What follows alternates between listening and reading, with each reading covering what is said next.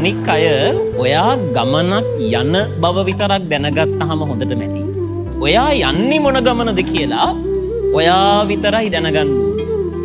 අපි හැමෝගෙම ජීවිත කතාව රෝහලකින් පටන් අරගෙන සොහොනකින් ඉවර වෙනවනේ.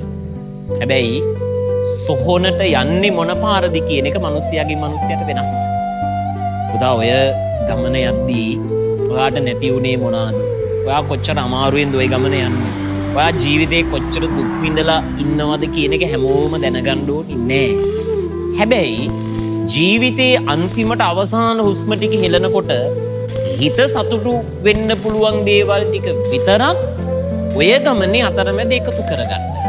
ඒ හින්දා ඔය යන හැම ගමනක් ගානෙම කියන අඩියක් ගානේ කවදා හරි මැරෙන බව දැනගෙන ඔය ගමන සැලසුම් කරන්න.